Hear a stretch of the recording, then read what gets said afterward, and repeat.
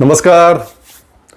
सन्माननीय एकनाथ शिंदे साहेब यांचा जो आमदार खासदारांचा गट आहे, स्वतःला बाळासाहेबांची शिवसेना म्हणवून घेणारा, तो खरं तर महाशक्तीचं भक्कम पाठबळ आणि अफाट पैसा, अफाट धनसंपत्ती या जोरावर निर्माण झालेली ती एक अनैतिक झुंड आहे, हे वास्तव आहे.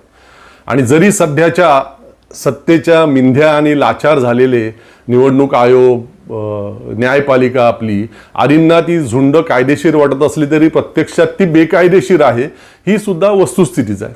त्या असो, तो एक वेगळा विषय, आजचा आपला तो विषय नाही. परंतु त्या झुंडीमधील अनेक आमदार खासदार ज्या पद्धतीची वक्तव्य करत असतात, ती आपण दर काही दिवसांनी, थोड्या दिवसांनी ऐकत असतो, पाहत असतो.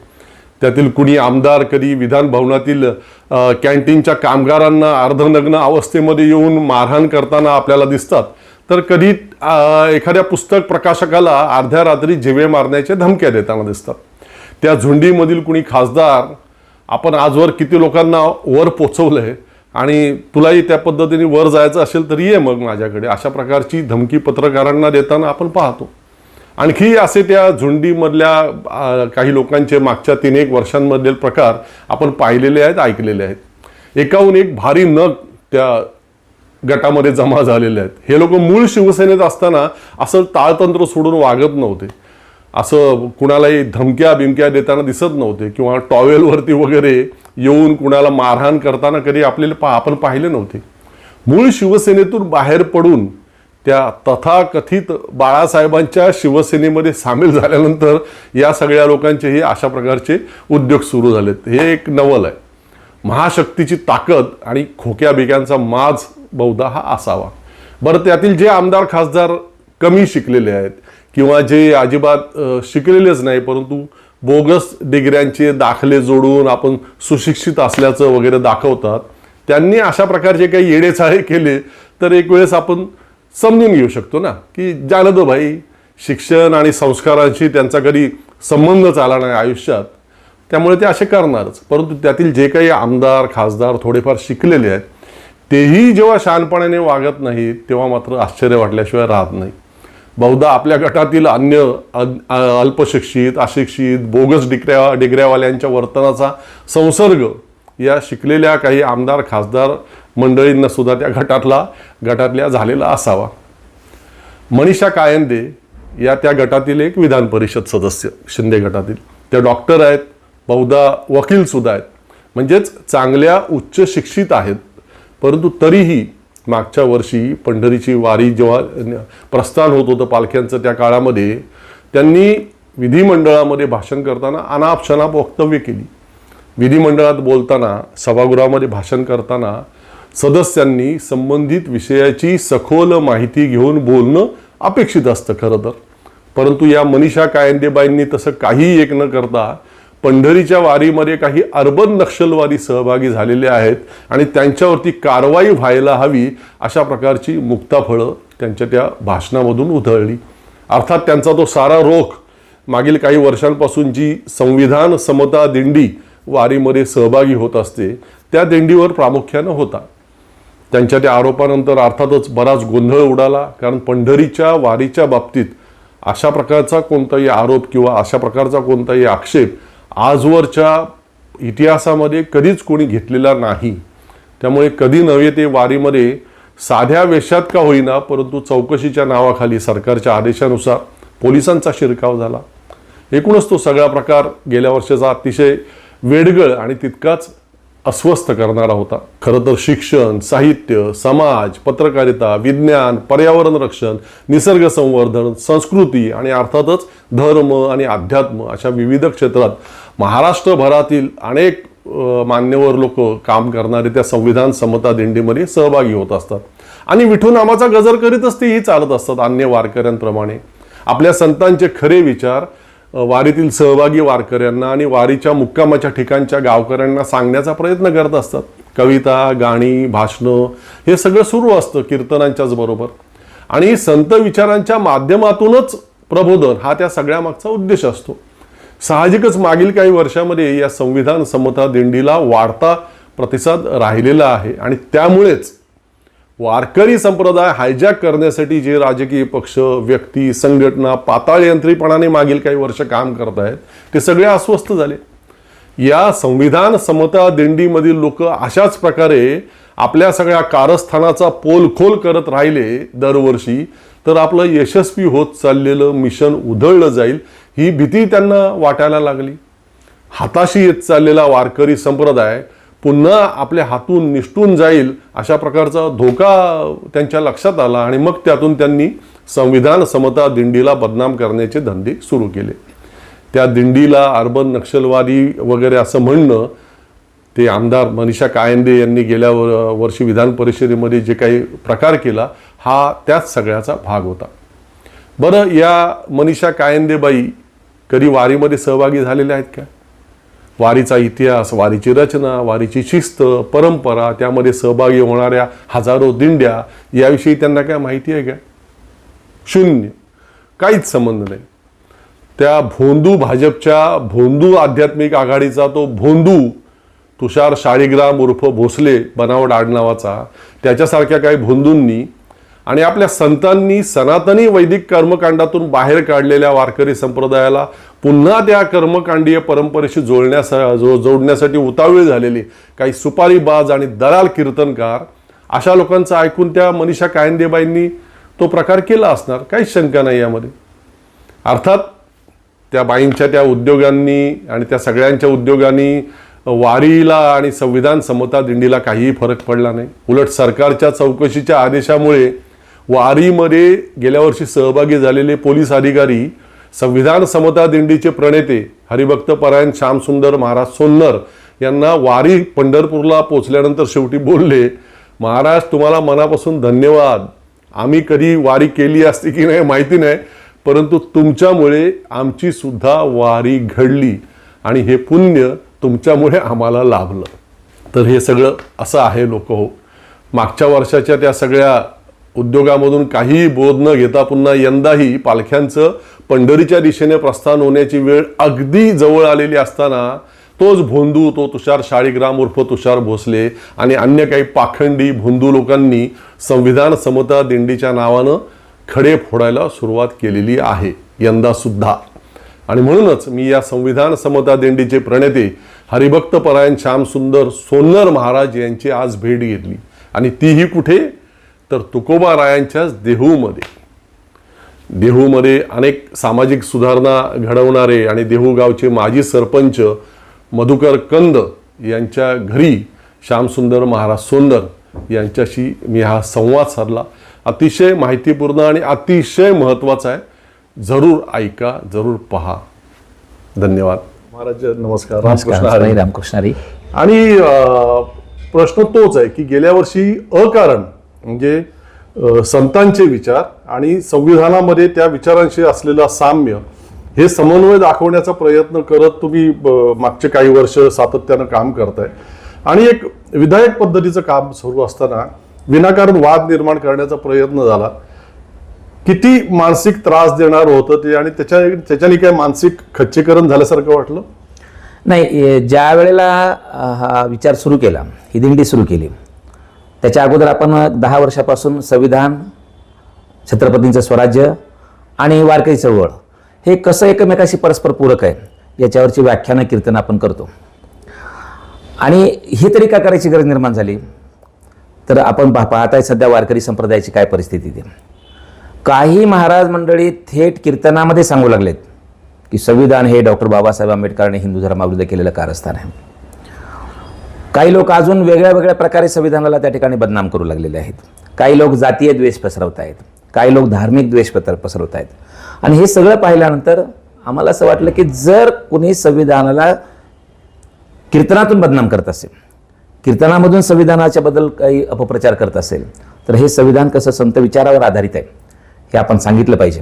आणि म्हणून आपण संविधानाला 70 वर्षे पूर्ण होत असल्याच्या निमित्तानं 26 नोव्हेंबर 2019 संविधान निर्माण झालेला दिवस 17वा वर्ष आणि 26 जानेवारी 2020 संविधान लागू झालेला 50 वर्ष.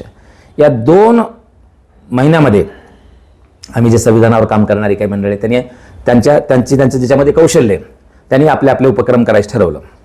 कोणी म्हणालं की मी 70 व्याख्यानं देईल, कोणी म्हणालं मी 70 किलोमीटर चालेन आणि त्या 70 किलोमीटरमध्ये दररोज 1 किलोमीटर चालून तिथे जे लोक मला भेटतील तेवढ्या 4 लोकांनाच मी संविधानाबद्दलचं सांगेल. मी सांगितलं की मी 100 ठिकाणी जाऊन 70 ठिकाणी जाऊन संविधानाची कीर्तनं करेल. पहिला दिल्लीला RK पुरम नावाचा भाग आहे तिथे विठ्ठलाचं मंदिर आहे. त्या विठ्ठलाच्या मंदिरामध्ये पहिलं केलं. त्याच्यानंतरचं अर्धा टप्पा नागपूरला केला आणि आपल्याला 70वा मुंबईत करायचं होतं. पण त्याची चर्चा त्याच्यासारखीच खूप झाली आणि मग 71वं निमंत्रण साताऱ्याचं आलं आणि मग आपण विचार केला की आपण ठरवलं तर 70, पण 71 केल्यामुळे आपल्याला काही तसं पाप वगैरे लागत नाही. म्हणून आपण त्यावेळेला मग 2 महिन्यामध्ये 70 ठिकाणी हा विषय सांगितला आणि मग पुढे विचार केला की जास्तीत जास्त वारकऱ्यांना संविधानाच्या बद्दल जर माहिती मिळायची असेल तर ती दिंडी असते. आणि म्हणून 7 वर्षापूर्वी संविधान समता दिंडी आपण सुरू केली. गेल्या वर्षी आपण सगळा प्रकार पाहिला. त्रास झाला. तुमचा प्रश्न आहे की त्रास झाला का, मानसिक त्रास झाला का?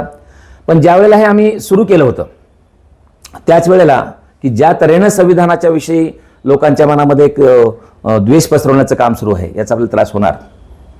कारण हा त्रास समता प्रस्थापित करण्यासाठी वारकरी संतांनी सुरू केलेल्या चळवळीमध्ये संतांना सुद्धा झालेला आहे. इथल्या व्यवस्थेला हे वर्ण व्यवस्था पाहिजे.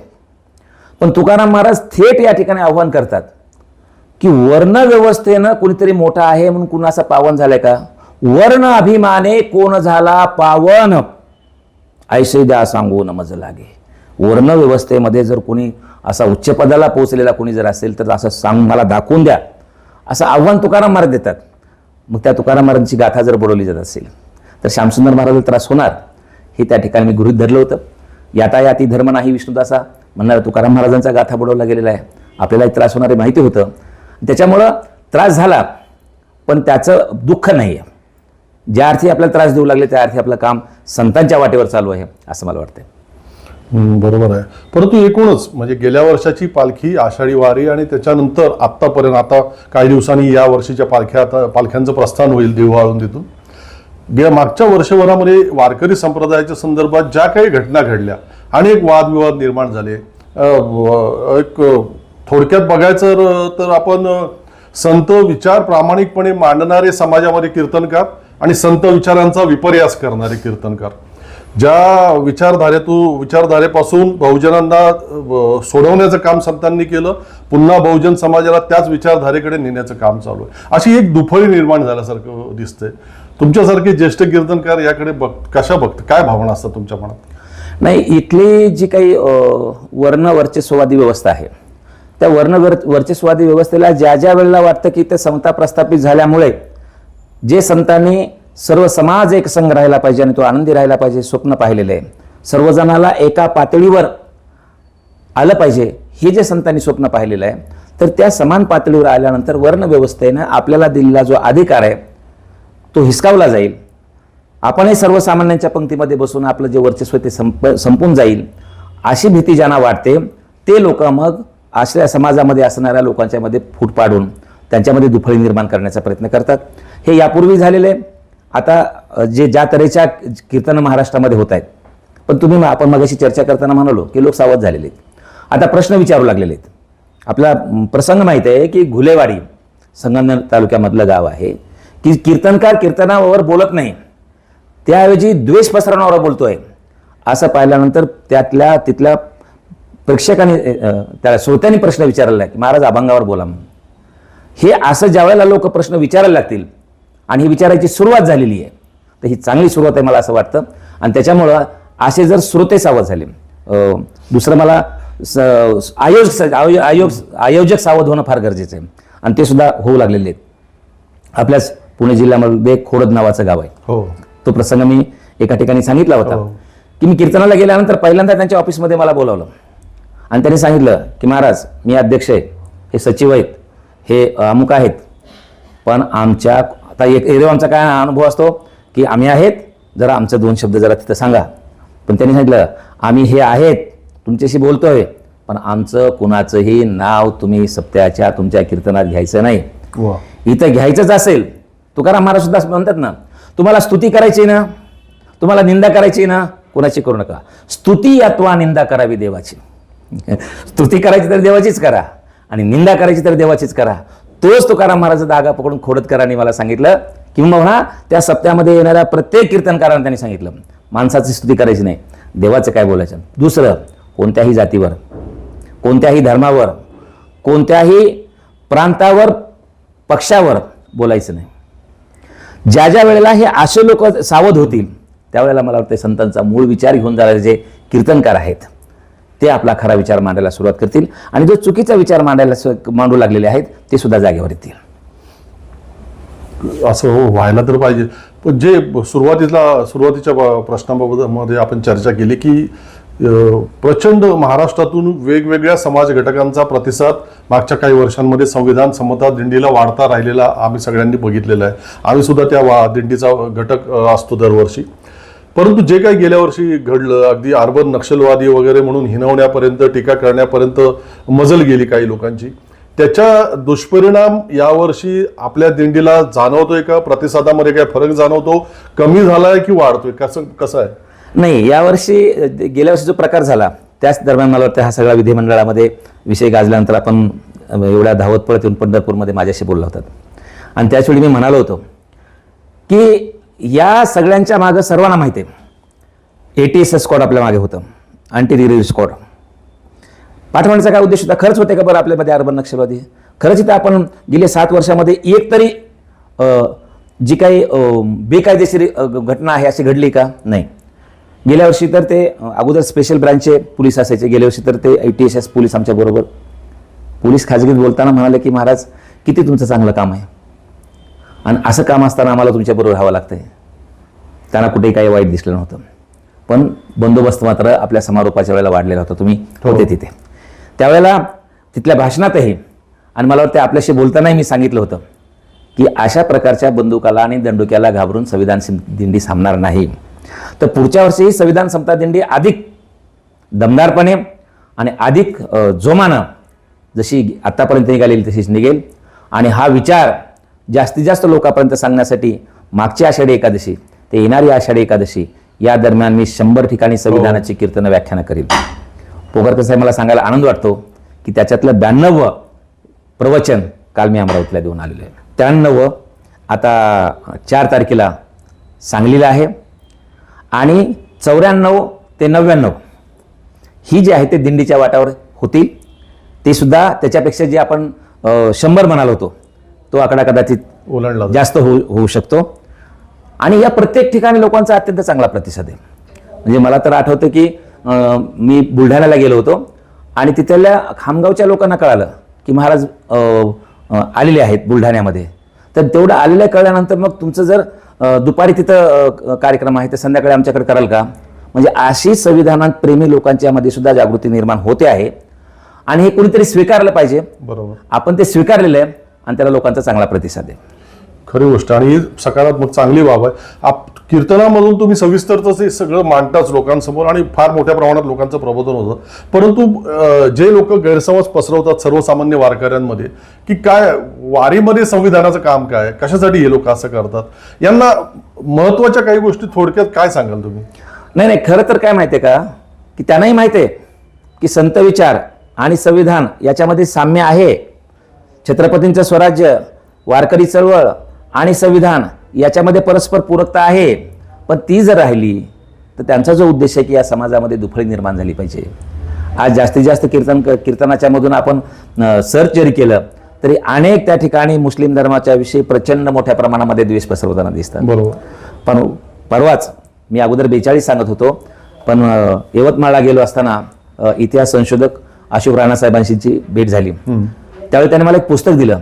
माझं जे एकंदर सगळं काम पाहिल्यानंतर की तुम्हाला हे उपयोगी येईल म्हणून त्यांनी संत साहित्यावर एक पुस्तक लिहिलं, संत चळवळीवर लिहिलेले, आणि त्याच्यामध्ये त्यांनी 50 मुसलमान कीर्तनाकारांची यादी दिली संतांची. म्हणजे एवढं मोठं सर्व धर्माला बरोबर घेऊन चालणारा हा संप्रदाय. पण आम्ही सर्व धर्म म्हणलं की लगेच चांगला लोकांच्या काटा येतो, सर्व जात म्हणली की मग तेवढा पुरतं बरं म्हणतात. पण वारकरी संप्रदाय हा जसा सर्व जातीचा आहे तसा तो सर्व धर्माचा आहे. म्हणून वारकरी संप्रदायामध्ये 42 मुसलमान संत होऊन गेले. त्याच्यातल्या काही संतांची यादी तुकाराम महाराजांनी दिलेली त्यांच्या पूर्व काळामधल्या. कबीर मोमीन लतिफा मुसलमान, सेना नावी जान विष्णुदास. कबीर आहे, मोमीन आहे, लतिफा आहे. आमच्या इथेच तुकाराम महाराजांची दिंडी परवा निघेल 7 तारखेला. त्या दिवशी आपल्या सर्वांना माहिती आहे की पहिली आरती ही अनगडशहा बाबांच्या दर्ग्यामध्ये होती. बरोबर. म्हणजे इतका हा संत साहित्याचा आणि मुस्लिम धर्माचा सुद्धा अनुबंध एकमेकाशी आहे. आमचे श्रीगोंद्याचे संत शेख महम्मद यांचे तर अभंग आमच्या प्रत्येक वारीच्या ठिकाणी भजनाच्या ठिकाणी गायले जातात. काटे केतकीच्या झाडा आत फुलला केवडा वगैरे. कबीर महाराजांचे अनेक दोहे, अनेक अभंग, घटघट बीच में राम रमैया झुटा पंचरंग डोल, शून्य महल में दीप बिराजे बाजे अनवत डोल, अशा प्रकारे सांगणारे. रंग नाही रूप नाही नाही बरण छाया, निर्गुण निराकार तुही रघुराया, असे म्हणणारे आमचे कबीर. त्यांच्या अभंगाने कळले. परवाचा प्रसंग सांगतो तुम्हाला की किती बिघडवले ते. एक कीर्तन माझं चालू होतं आणि कीर्तनाला टाळकरी उभे होते आणि त्या कीर्तनामध्ये मी सांगत होतो की आपल्याला हे मनुष्य देह दिलेला आहे फार महत्त्वाची गोष्ट आहे की या मनुष्य देहालाच विचार करण्याची क्षमता आहे. म्हणून आपण विचार करत असताना समाजाच्या हिताचा विचार केला पाहिजे. पण आपण हे खाण्यापिण्यामध्ये घालवतो. कबीर महाराजांचा अभंग आहे की औट हात का मानव देह अल्लाह ने तुझ दिया, खाया पिया सुख से सोया लाख जमाना खोया, असा मूळ अभंग आहे. आमच्या गाणाऱ्यांना कसं गावं? औट हात का मानव देह राम ने तुझ दिया. रामाबद्दल आम्हाला काही, आमचा राम आहे हो. रामचंद्र प्रभूचं मी माझ्या गावामध्ये दररोज भावार्थ रामायण सांगायला जातो. मग असं रामाच्या बद्दल आमच्या मनामध्ये प्रेम आहे, पण म्हणून आम्ही काही अल्लाचा द्वेष करत नाही ना. बरोबर. बरं, तुम्हाला अल्लाचा द्वेष करायचं तर संत वचन बदलू नका ना. आणि जर तुम्हाला त्या संताचं वचनच आवडत नाही तर किमान घेऊ तरी नका. इथे कबीरदास महाराजांचं इतकं सुंदर त्या आपल्या मनुष्य देहाचं वर्णन करणारं त्याच्यामध्ये सुद्धा बदलण्याचे कामं सुरू आहेत. आणि म्हणून ह्या वारकरी संप्रदायामध्ये जे अशा प्रकारचं एक द्वेषाची बीजाची रोपणी केली जाते आहे ही चांगली नाही. आणि म्हणून आपण सर्वजण मिळून हा निखळ वारकरी संप्रदाय की जो यारे यारे लहान थोर याती भलते नारी नर, लहान या थोर या आणि सर्व जातीच्या या आणि फक्त पुरुष नाही तर नारी आणि नर. पण मला सांगायला आणखीन एक खेद वाटतो एका गोष्टीचा की स्त्रियांना अत्यंत समतेची वागणूक वारकरी संतांनी दिलेली असताना आमचे अनेक महाराज सांगतात की स्त्रियांनी टाळ वाजवू नये, स्त्रियांनी विणा घेऊ नये, स्त्रियांनी कीर्तन करू नये. आणि एखाद्या कीर्तनामध्ये टाळकऱ्यांच्यामध्ये महिला दिसली तर ते एक महाराज सांगतात की त्या बाईला खाली बसवा, नाही तर मी कीर्तन करणार नाही. परवाजून तर आपल्या महाराजांचं एक वैचारिक उंची संतांना एक जण सांगत होता, महाराज आले सभा मंडपामध्ये पाहिलं तिथे का महिलेची भागवत कथा चालू आहे आणि त्याचं पोस्टर पाहिलं आणि महाराज मंडपामधून निघून गेले. महिलेचं कसं काय तुम्ही भागवत ठेवता म्हणून. पण त्यांना सांगावं लागतं की 700 वर्षापूर्वी वारकरी संप्रदायाचं नेतृत्व माझ्या जनाबाईने केले. आज महिलांना त्या ठिकाणी आरक्षणानं त्या ठिकाणी नेतृत्व करण्याची संधी दिली आहे. पण आजही निवडून येते बायको आणि सह्या ठोकतात नवरे. पण 700 वर्षापूर्वी नामदेव महाराज हा वारकरी संतांचा समतेचा स्वातंत्र्याचा बंधुत्वाचा विचार सांगण्यासाठी पंजाबमध्ये गेले आणि त्यावेळेला इथल्या वारकरी संप्रदायाची धुरा त्यांनी जनाबाईच्या खांद्यावर दिली. आणि जनाबाई त्यावेळेला त्या पंढरपूरच्या वाळवंटामध्ये आषाढी एकादशी असेल, कार्तिक एकादशी असेल, महिन्याची वारी असेल, या वारीच्या सर्व परंपरा सांभाळत होती. आणि ही सांभाळल्यानंतर आपल्याला सर्वांना माहिती आहे की एखादी बाई जर चांगलं काम करायला लागली तर आजही आमच्या पुरुष मंडळीच्या पोटात मळमळ व्हायला सुरुवात होते. मग तो 700 वर्षापूर्वीचा काळ आहे. तिथल्या प्रस्थापितांना ते सहन होईना आणि मग एखाद्या बाईचं काम आम्हाला चांगलं आहे पण आम्हाला सहन होत नाही, अशा वेळेला आम्ही तिच्या चुका काढण्याचा प्रयत्न करतो. आणि त्याच्यामध्ये जर आम्हाला चुका दिसल्या नाहीत तर मग तिला नाउमेद करण्यासाठी आम्ही तिच्या राहणीमानावर चर्चा करतो. मग राहणीमानाच्या आडून अलगदपणे तिच्या चारित्र्याबद्दल संशय निर्माण करण्याचा प्रयत्न करतो. माझी जनाबाई सुद्धा पंढरपूरच्या वाळवंटामध्ये अशा प्रकारचा वारकरी संप्रदाय सांभाळू लागली. त्यावेळेस तिच्याबद्दल एक कुजबूज सुरू केली. जशी आपल्या संविधान दिंडीबद्दल करतात तशी जनाबाईच्या बद्दल सुरू केली. काय जणी आहे, रस्त्यानं चालते, चालताना तिचा पदरा डोक्यावर नसतो. आणि आजही आमच्या बऱ्याच महाराजांना महिलांच्या पदराचं लई टेन्शन. अर्ध कीर्तन त्यांचं महिलाच्या पदरावरच असतं. पण पुन्हा पुन्हा पुन्हा पुन्हा ज्या वेळेला जनाबाईला त्या पदरावरून टोचायला लागले त्यावेळेला जनाबाई अशी खंबीर बाई, लय खतरनाक बाई जनाबाई. म्हणजे जनाबाई माणसाला तर घाबरत नव्हतीच पण देवाला सुद्धा घाबरत नव्हती. जनाबाईने इतक्या चांगल्या शिव्या देवाला दिल्यात की तितक्या चांगल्या शिव्या आताच्या कोणत्याच महिला देऊ शकणार नाहीत. जनाबाई म्हणते, अरे विठ्या विठ्या विठ्या मूळ माईच्या कारट्या, तुझी रान रंडकी झाली, जन्म सावित्रा चुडाल्याली, उभ्या राहोणी अंगणी आणि शिव्या देती दासीजनी. म्हणजे भगवंताला ती शिव्या देणारी, ह्या लोकांना ते ऐकणारे का? ऐकून घेतलं आणि जनाबाई त्यांना उद्देश त्यांचा कळला होता. काय उद्देश आहे की यांना अशा प्रकारच्या माझ्या राहणीमानावर चर्चा करून मला वाईट चालीची ठरवायचं, एवढाच त्यांचा उद्देश आहे ना. बरोबर. जनाबाई तिथं बाजारात उभी राहिली आणि म्हणले माझा पदर पडला काय सांगता, फेकून दिला पदर मी. डोईचा पदर आला खांद्यावरी, भरल्या बाजारी जाईल मी. पदर फेकून दिला आणि पदर फेकून मी बाजारातून चाललेले. काय म्हणता, टाळ घ्यायचा नाही, मी टाळ घेतलेला आहे, खांद्यावर विना घेतलेला आहे, मला कसं अडवून दाखवा. जसं आपण सांगितलं की 100 कीर्तन करणार, तसा जनाबाईने त्यावेळेला एल्गार केला की हातामध्ये टाळ, खांद्यावरी विना, आणि आता मज मना कोण करी, मला मनाई करणारे कोण आहेत यापुढे. ही जनाबाई आहे. बरं तुम्हाला काय करायचंय, माझी बदनामी करायची ना. ती सरळ सांगते, पंढरीच्या पेटे मांडिले पाल. पाल मांडलं म्हणजे वेश्या व्यवसाय सुरू करणं. तुम्हाला बदफैली ठरवायचं ना, मी वेश्या व्यवसाय मांडलेला आहे, मनगटावारी तेल घालतोय, बोमला तुम्हाला काय बोलायचं. आणि एका ठिकाणी ती जनाबाई म्हणते की तुझ्यासाठी देवा, हे सगळं कोणासाठी सहन करते मी, तुझ्यासाठी देवा झाले मी एसवा, धरले केशवा पाये तुझे, मग काय करायचं असेल तर तूच ठरव. अशा प्रकारचा त्या ठिकाणी जनाबाईचा एल्गार आहे. आणि आज जे कीर्तनकार सांगतायत ना महिलांना टाळ घेऊ नये, त्यांचा उद्देशच तो आहे की वर्णव्यवस्थावादी जिथली जी व्यवस्था आहे, वर्णवर्चस्ववादी व्यवस्था, त्या व्यवस्थेनं जे स्त्रींना, जे काही जातींना कमी ठरवून त्यांना दुय्यम स्थान देण्याचं जे त्यांचं स्वप्न आहे, ते स्वप्न वारकरी संतांनी या महाराष्ट्रात पेरलेल्या विचारामुळे हे भंग झालेलं आहे. म्हणून सर्व जातीचे लोक आज समान पातळीवर आहेत. संविधानामुळे सर्व जातीचे लोक संतांनी, स्त्री पुरुष आज संतांनी दिलेल्या विचारामुळे आणि त्याचं विचाराचं प्रतिबिंब संविधानामध्ये पडल्यामुळे आज सर्वांना सारखा अधिकार आहे, हे काही लोकांना टोचत असल्यामुळे ते अशा प्रकारची संविधान समता दिंडीची आणि एकंदरीत या संत विचाराची वेगळ्या अर्थानं बदनामी करतायत. खरी गोष्ट आहे. अतिशय वस्तुनिष्ठ असं विवेचन तुम्ही केलं.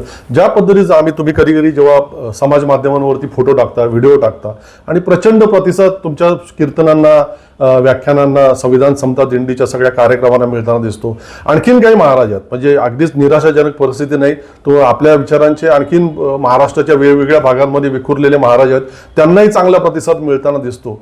असं म्हणायला म्हणजे आशा आहे की जे काही मधल्या काळामध्ये हे सगळं विपर्यास करण्याचा प्रयत्न झाला, थोडंसं वारकरी संप्रदायाला बदनाम करण्याचे प्रयत्न झाले, यातून हा संप्रदाय परत बाहेर निघेला आणि पुन्हा मूळ प्रवाहात आणि मूळ ताकदीने पुन्हा उभं राहील. नाही, हे बदल हे ऊन सावलीचा खेळ असल्यासारखं आहे. आता ज्या वेळेला सगळेजण कधी कधी निराशानं बोलायला लागतात की अरे तुमचे 75% महाराज असं बोलायला लागलेले आहेत, तुम्ही 1, 4, 2, 5, 25 महाराज मंडळी की जो खरा संतांचा विचार, समतेचा विचार, स्वातंत्र्याचा, बंधुत्वाचा विचार सांगताय, बाकीचे एवढं सांगताना आता कसं होईल वारकरी संप्रदायाचं. मला त्याच्याबद्दल काळजी वाटत नाही. मी त्यांना नेहमी सांगत असतो की तुम्हाला आता वारकरी शिक्षण संस्था खूप आहेत आणि त्यातल्या अनेक वारकरी शिक्षण संस्था विषमतावादी विचारांग्रस्त झालेल्या आहेत, हे आपल्याला माहिती आहे. तर मी त्यांना सांगत असतो की त्या वारकरी शिक्षण संस्थेमधले टाळकरी माझ्या कीर्तनाला आणायचे, त्यांची माझी भेट होऊ द्यायची नाही, बैठक होऊ द्यायची नाही, चर्चा होऊ द्यायची नाही. आणि ज्या वेळेला मी ह्या संतांचा विचार सांगेल की वारकरी संत हे, वारकरी संप्रदाय हा कोणत्याही एका जातीचा किंवा धर्माचा नाही असं मी सांगायला लागेल, त्यावेळेला आमची तिकडे वारकरी कोणत्याही विचारांना पछाडलेले असतात, तो वारकरी उत्स्फूर्तपणे म्हणतो याता याती धर्म नाही विष्णुदासा, म्हणजे जो खरा विष्णुदास आहे त्याला जात आणि धर्म नाही, हे टाळकरी सांगतात. या वारकरी संप्रदायाच्या पंढरपूरच्या वाळवंटामध्ये जो खेळ मांडलेला आहे, या खेळानं जात आणि धर्म विसरला आहे असं म्हटलं की ते आमचे टाळकरी तिकडून गायला सुरुवात करतील की वर्णाभिमान विसरली याती एकमेका लोटांगणे जाती. म्हणजे हे सगळा मूळ वारकऱ्यांचा हा DNA आहे. कोणता? समताधिष्ठित DNA. अर्थात याचा काही त्या ही रचना करत असताना संतांना त्रास झाला नाही असं नाही. आमचे नामदेव महाराज हा विचार करून पंजाबला गेले, तिकडे पंजाबला लोकांनी खूप स्वीकारलेले. अनेक मंदिरं नामदेव महाराजांचे पंजाबमध्ये आहेत. तिकडून आपली एक विचाराची बैठक पक्की झाल्यानंतर आपण आपल्या गावामध्ये जाऊन जरा आपल्या लोकांना सुद्धा सांगायला पाहिजे म्हणून नामदेव महाराज औंढा नागनाथला आले. त्यांचं गाव नरशिबामणी हे औंढा नागनाथपासून जवळ आहे आणि नागनाथाच्या मंदिरामध्ये कीर्तन करण्याची तयारी सुरू केली. शिंप्याचं पोरगं आणि ते येऊन कीर्तन करायला लागले असं म्हणल्यानंतर कसं काय आम्हाला सहन होईल. लगेच आम्ही अशी घंटी वाजवत त्या ठिकाणी आलो आणि सांगितलं आता आमच्या आरतीची वेळ झालेली आहे, तुला इथे कीर्तन करताना मी इतकं तिकडं कीर्ती मिळून आलेल्या नामदेव महाराजांना हे अत्यंत धक्कादायक होतं. पण निराश झाले नाही, मागच्या बाजूला गेले आणि तो प्रश्न त्यावेळेला त्यांचं हे दुःख मांडायला कुठलं विधानमंडळ नव्हतं, कुठला पाटील नव्हता, कुठला सावकार नव्हता, जो होता ते त्या राजाला शरण गेलेले होते. आणि त्यावेळेचे राजे जी परिस्थिती आता आहे ती कोणाला तरी वेगळ्या लोकांना शरण गेलेले होते आणि त्याच्यामुळे ती तक्रार दुसरीकडे करता येत नव्हती. पांडुरंगाला साक्षी ठेवून नामदेव महाराजांनी ती तक्रार व्यक्त केलेली आहे की हिन दीन जात मोरी पंढरी के राया और ऐसा नाम आदरजी तूने काहे को बनाया. हिन दीन जात, अशा हीन आणि दीन जातीमध्ये की ज्याच्यामध्ये मला तुला तुझ्या मंदिरात मला कीर्तन करता येत नाही अशा ह्याच्यामध्ये तुम्हाला जन्माला का घातलंस, अशा प्रकारचा प्रश्न हा नामदेव महाराजांनी देवाला विचारलेला आहे. आणि शेवटी नामदेव महाराज म्हणतात, ज्याने त्यांना हाकलं त्यांना, नाना वर्ण गवा एक वर्ण दूध. गवा म्हणजे गाय, तिचा रंग वेगवेगळा असतो, कोणती काळी असते, कोणती बांडी असते, कोणती तांबडी असते, पण वेगवेगळ्या रंगाची गाय जरी असली तरी तिचं दूध मात्र एक असतं. नाना वर्ण गवा एक वर्ण दूध, तुम काहे के ब्राह्मण हम काहे के शुद्ध. तुम्ही कशाचे ब्राह्मण, आम्ही कसे शूद्र आहोत, अशा प्रकारचा प्रश्न नामदेव महाराज करतात. म्हणजे हे आजच आहे असं नाही, हे त्यावेळेपासून आहे. आणि चोखोबा महाराजसारख्या एकदम गावकुसा बाहेर राहणाऱ्या माणसाला ते केवढा त्रास झाला असेल. ज्या वेळेला बडव्यांना पंढरपुरातून हटवलं त्यावेळेला एका चॅनलवर डिबेट चालू होते. मी मुंबईच्या स्टुडिओमधून होतो, मोरे सर आपल्या पुण्यामधून होते, सदानंद मोरे सर, भारत पाटणकर साहेब होते आणि पंढरपुरातून बडव्यांचे प्रतिनिधी होते. आणि ते बडव्यांना हटवल्यामुळे अत्यंत संतप्त अवस्थेमध्ये होते. म्हणजे वारकऱ्यांचा बडव्यांनी आत्तापर्यंत अत्यंत सेवा केलेली आहे, वारकऱ्यांना कधी त्रास दिलेला नाही. आणि अशी वारकऱ्यांची सेवा केलेली असताना आम्ही त्याला पांडुरंग म्हणून सेवा करत असताना आमच्या वारकऱ्याच्या पांडुरंगाच्या सेवेपासून आम्हाला वंचित केलं जात आहे. हा अन्याय आमच्यावर. आणि कुणी जर म्हणत असेल वारकऱ्यांना त्रास दिलाय तर त्याचा पुरावा द्यावा, आणि असं तोंडी म्हणून चालणार नाही, त्याचा लेखी पुरावा असला पाहिजे वगैरे असं आव्हान दिलं. त्याच्यानंतर त्याचं काय उत्तर द्यायचं ते दिलं. आमच्या मोरे सरांना काहीतरी वेगळा प्रश्न विचारला, पाटणकर साहेबांना वेगळा प्रश्न विचारला, मलाही वेगळा प्रश्न विचारला. माझ्याकडे ज्या वेळेला अँकर आला त्यावेळेला तर मला वेगळा प्रश्न विचार असताना अँकरला सांगितलं की ते आमच्या बडवे महाराजांनी एक प्रश्न विचारलेला आहे, आव्हान दिलेलं आहे की बडव्यांनी वारकऱ्याला जर त्रास दिला असेल तर त्याचा पुरावा दिला पाहिजे. म्हणून मी म्हणतो की बडव्याने हजारो वर्ष वारकऱ्यांना त्रास दिला असला पाहिजे, पण मी हजारो वर्ष हा शब्द वापरणार नाही, कारण माझ्याकडे हजारो वर्षापूर्वीचा पुरावा नाही. मात्र 700 वर्षापूर्वी बडव्यांनी वारकऱ्यांना त्रास दिला होता याचा माझ्याकडे पुरावा आहे. ते लगेच तिकडून म्हणले, भडकून म्हणले, काय काय काय पुरावा आहे, कुठल्या पोलीस स्टेशनला केस आहे? म्हणलं त्यावेळेला पोलीस स्टेशन नव्हते आणि वारकऱ्याला त्यावेळेला नाही, आजही एकाच पांडुरंगाचा आधार होता आणि त्या पांडुरंगाकडे केलेली तक्रार आहे मला एका माणसाने.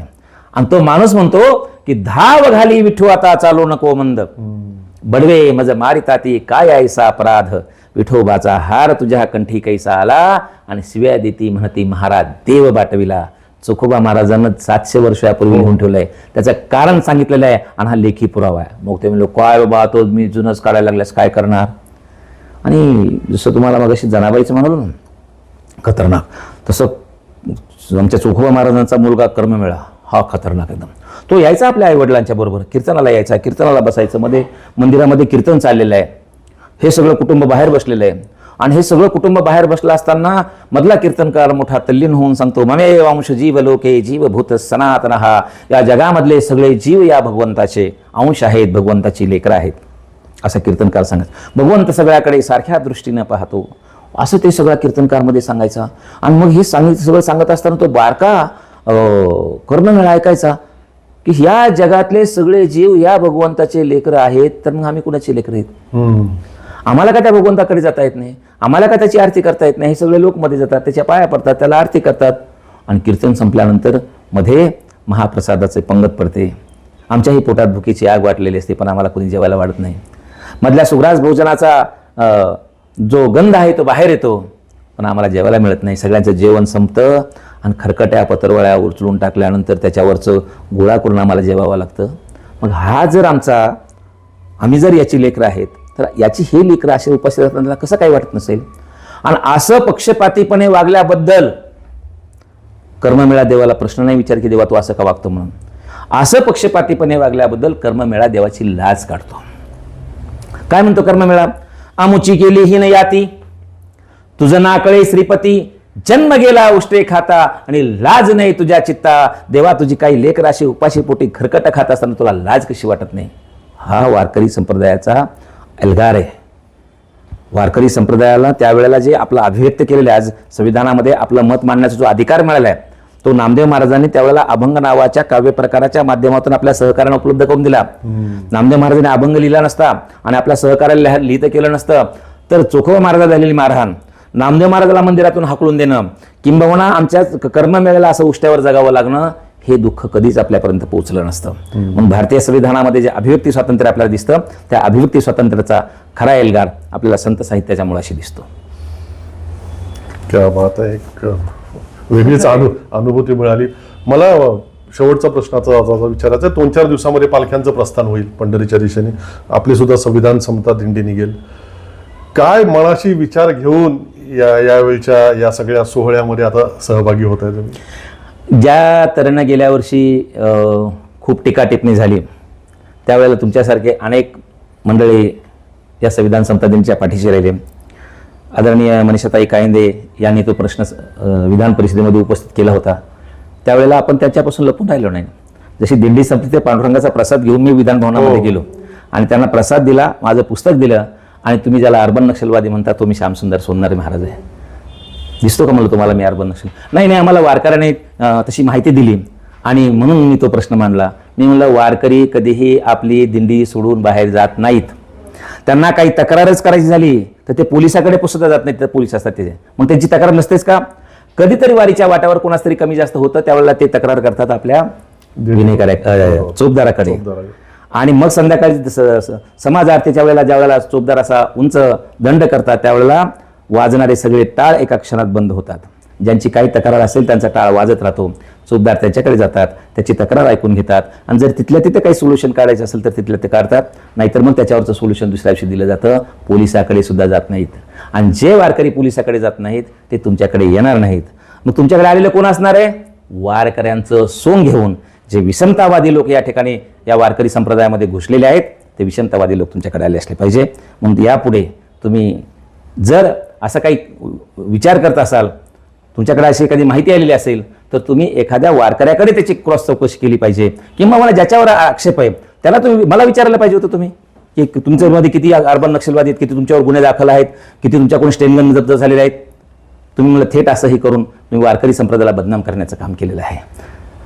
त्याच्यानंतर तुम्हाला तुम्ही पाहिलं असेल की ज्यावेळेला त्यांनी अशा प्रकारचं तिथं विधान केलं त्यावेळेला अनेक आमदारांनी त्याचा निषेध केला. आणि मग मला असं वाटलं की संविधानाला बदनाम करणाऱ्या लोकांची ही चाल जरी असली तरी ती फार टिकणार नाही. तरीसुद्धा आपण यावर्षी सावधगिरी बाळगत गेल्या 2 महिन्यापासून मी संपूर्ण जे वारकरी संप्रदायामधले दिग्गज आहेत, सामाजिक क्षेत्रामधले दिग्गज आहेत, त्यांच्याशी भेटीगाठी घेऊन ही संविधान समता दिंडी, त्याच्या मागची प्रेरणा, त्याच्या मागचा विचार आणि त्याचा उद्देश आपण सर्वांना समजून सांगत आहोत. यावर्षी ती जाईल. जे काही पुढे वाढलेलं असेल त्याच्यासाठी सज्ज राहण्याचं ठरवलेलं आहे. आणि मला खात्री आहे की सर्व संत आणि भगवान श्री पांडुरंग परमात्माच्या कृपेने यावर्षी ही संविधान समता दिंडी सुखरूपपणे पंढरपूरमध्ये पोहोचेल. असंच घडो महाराज. खूप खूप धन्यवाद. रामकृष्ण हरी.